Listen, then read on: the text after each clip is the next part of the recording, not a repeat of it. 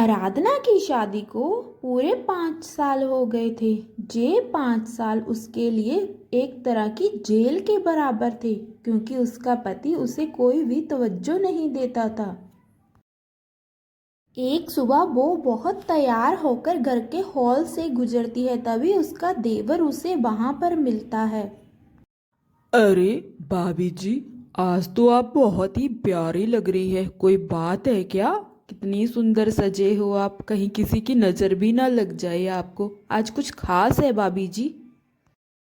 अरे हाँ देवर जी, आपको नहीं पता, आज मेरी और आपके भैया की शादी की सालगिरह है। इसलिए मैं थोड़ा अच्छे से तैयार हुई थी और उन्हीं के पास जा रही थी।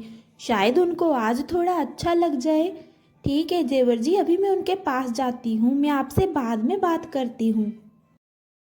ठीक है भाभी जी, आपको शादी की सालगिरह की बहुत बहुत बधाई हो। धन्यवाद देवर जी, शादी की सालगिरह की बधाई देने के लिए। अभी मैं जाती हूँ। ठीक है देवर जी। इतना कहकर आराधना अपने पति के पास जाती है और बोलती है, सुनिए जी, आपको याद है आज हमारी शादी की सालगिरह है, इसलिए मैं खूब अच्छे से तैयार हो गई हूँ।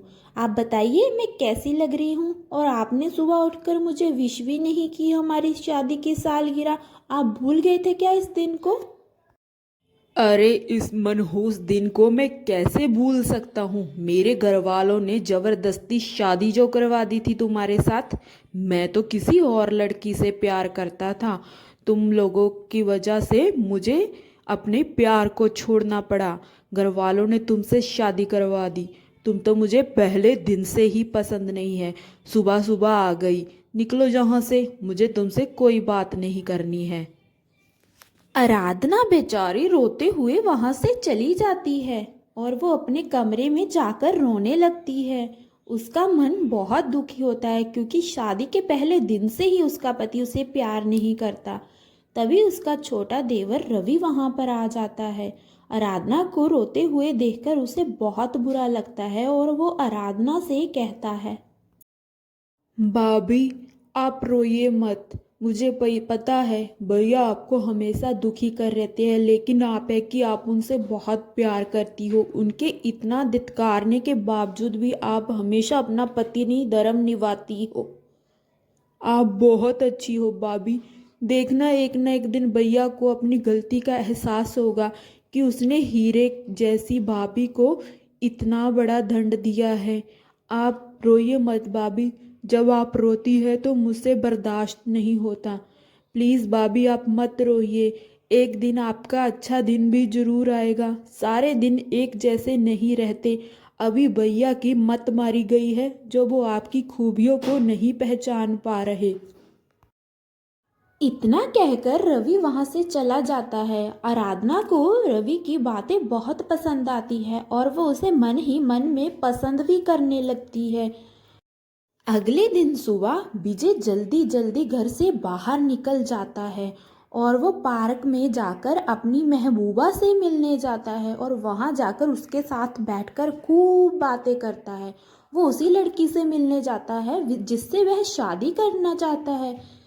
तभी विजय का भाई रवि वहां से गुजरता है और वो उन दोनों को बातें करते हुए देख लेता है और वो देखकर हैरान रह जाता है कि भैया भाभी के साथ ऐसा भी कर सकते हैं।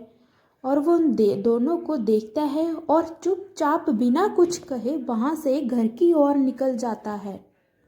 अरे देवर जी, आप आ गए? सुबह सुबह कहाँ चले गए थे? चलिए मैं आपके लिए नाश्ता लगा देती हूँ, आपको भूख बहुत लगी होगी।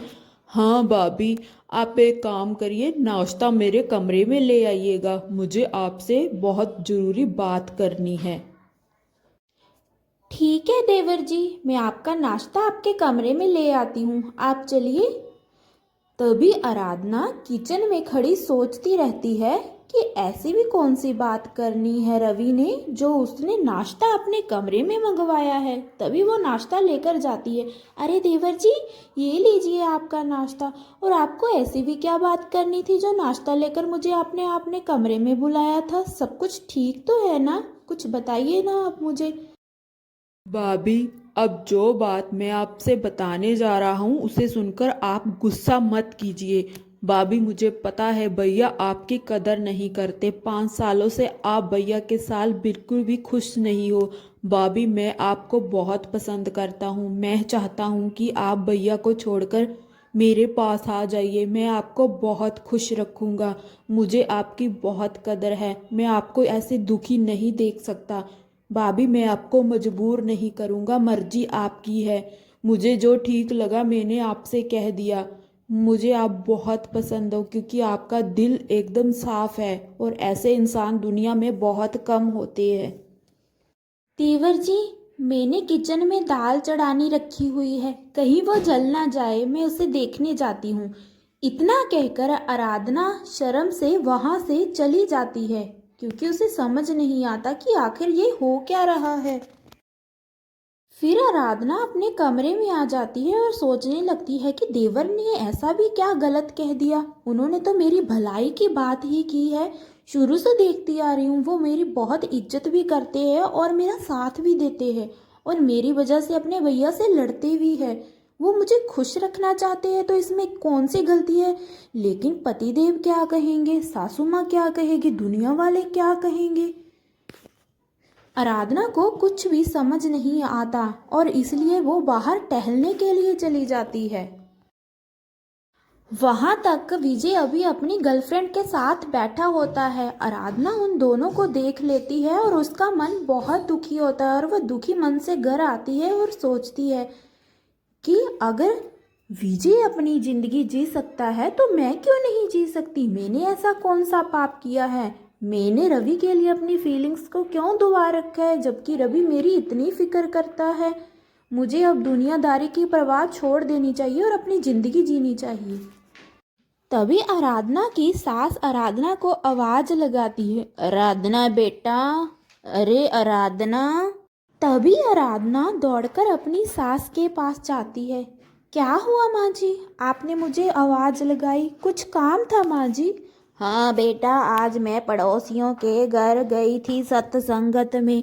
वहाँ पर सब लोग मुझसे पूछ रहे थे कि इतने साल हो गए, ना पोता है ना पोती है, तुम लोग मुझे जल्दी से पोता पोती दे दो, अब मैं ये बोझ और नहीं उठा सकती।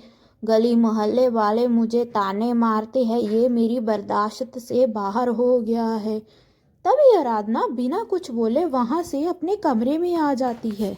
मैं माँ जी को पोता पोती कहाँ से दूँ। पोता पोती मैं अकेले थोड़ी ना दे सकती हूँ। उनको क्या पता, उनका बेटा तो मुझे हाथ तक क्या है, मुझे देखता तक नहीं, और वो तो कहीं और बच्चे प्लान करने की सोच रहा है। मैं अकेले कैसे बच्चे दे दूँ। इनके बेटे को भी चाहिए कि वो भी कहे। ये सब लोग मुझे कहते रहते हैं, विजय जी को कोई कुछ भी नहीं कहता। सबको ऐसा ही लगता होगा कि मुझ में ही कमी है, मैं ही माँ नहीं बन जा सकती, लेकिन सच्चाई तो कुछ और ही है। पूरा दिन आराधना विजय का इंतजार करती रहती है, लेकिन विजय घर नहीं आता। शाम को आराधना खाना खाकर सोने के लिए अपने कमरे पर चली जाती है। वो बेड पर पड़ी होती है और करवटें बदलती रहती है। उसके मन में हजारों सवाल चलते हैं, उसे नींद नहीं आती। तो फिर वो सोचती है कि वो रवि के पास जाती है, क्योंकि उसका मन बहुत चिंता में था। तभी वो उठकर रवि के कमरे के पास जाती है। वहां जाकर वो रवि के कमरे का दरवाजा खटखटाती है। तभी रवि दरवाजा खोल देता है। अरे भाभी, आप इतनी रात को फिर से भैया ने कुछ कहा है क्या? और आप परेशान सी क्यों लग रही है? कोई बात है बताओ मुझे भाभी। मुझे आपको परेशानी में देखकर बहुत चिंता होती है। मैं आपको परेशान नहीं देख सकता। आपके भैया मुझसे क्या ही कहेंगे, क्योंकि वो तो सुबह से अभी तक आए ही नहीं हैं। और मैंने आपकी बातों को सोचा और मैंने सोचा कि जब वो अपनी ज़िंदगी जी सकते तो हम क्यों नहीं। मुझे आपकी बातें बहुत अच्छी लगी है, मैं भी आपको बहुत पसंद करती है। अब मैं भी आपके साथ रहना चाहती हूँ। अच्छा हुआ भाभी, आपने अपनी जिंदगी का फैसला ले लिया। ये एकदम सही फैसला है। देखना, मैं आपको बहुत खुश रखूंगा। भाभी, अगर आप बुरा ना माने तो क्या आप आज की रात मेरे साथ सो सकती हो? तभी रवि और आराधना हम बिस्तर हो जाते हैं और आराधना पूरी रात रवि के कमरे में ही सोती है। तभी सुबह हो जाती है, विजय घर पर आता है। वो देखता है कि आराधना कमरे में नहीं है तो वो अपनी माँ के कमरे में जाता है। आराधना वहाँ भी नहीं होती तो वो दोनों विजय के कमरे में आते हैं। आराधना, रवि, शर्म नहीं आती तुम दोनों को? तुम दोनों एक साथ रह गए हो, रिश्तों की मर्यादा भूल गए हो क्या तुम दोनों? तभी वो दोनों उठ जाते हैं। तभी सास बोलती है, अरे हे भगवान आराधना बहू, ये क्या अनर्थ कर दिया तुमने। मैंने तो तुम्हें भोली भाली समझा था, लेकिन तू तो हमारे नाम पर कलंक निकली। शर्म नहीं आई तुम्हें अपने देवर के साथ रंगरलियां मनाते हुए? यही दिन देखना बाकी रह गया था। शर्म नहीं आई तुम दोनों को अपने रिश्ते का अपमान करते हुए? चुप कीजिए भैया, रिश्तों की दुहाई देते हुए आप बिल्कुल भी अच्छे नहीं लगते। आपने कौन सा भाभी के साथ रिश्ता निभाया है जो आज आप ये बात कह रहे हैं? आपने भी रिश्तों को शर्मसार कर दिया है। मैं और भाभी एक दूसरे से प्यार करते हैं। जो खुशी आपने भाभी को नहीं दी वो मैंने दी है, और अब हम दोनों एक साथ ही रहेंगे। अच्छा होगा कि आप भाभी को छोड़ दो। और आप जो रंगरलियां खुले में मनाते हो उसका क्या? हमारी बात तो आपको दिख गई, खुद का नहीं दिखा? 5 सालों से भाभी को कितनी तकलीफ दे रहे हो। कभी पति धर्म निभाया है आपने? और आज के बाद अगर आपने भाभी से ऊंची आवाज में बात की तो मुझसे बुरा कोई नहीं होगा। तभी वो दोनों घर छोड़कर वहां से चले जाते हैं, क्योंकि अब वो दोनों एक दूसरे के साथ रहना चाहते थे। रवि अच्छे खासे पैसे कमा लेता था। उन दोनों ने एक घर किराए पर ले लिया था। अब वो दोनों बहुत खुशी से रहते हैं। आराधना ने विजय से तलाक ले लिया था। रवि और आराधना ने शादी कर ली थी। अब आराधना 9 महीने की प्रेग्नेंट थी। कुछ ही दिनों बाद उनके घर नन्हे मुन्ना मेहमान आने वाला था। वो दोनों बहुत खुशी से रहते हैं। रवि आराधना को हमेशा खुश रखता है और उसकी इज्जत भी करता है। वो दोनों एक दूसरे से बहुत प्यार करते हैं। कुछ ही दिनों बाद आराधना 2 दुर्बा बच्चों को जन्म देती है। दूसरी ओर विजय फूट फूट कर रोता रहता है, क्योंकि उसकी महबूबा उसका सारा सोना पैसा लूटकर किसी और के साथ फरार हो गई थी। विजय अब पछता रहा था।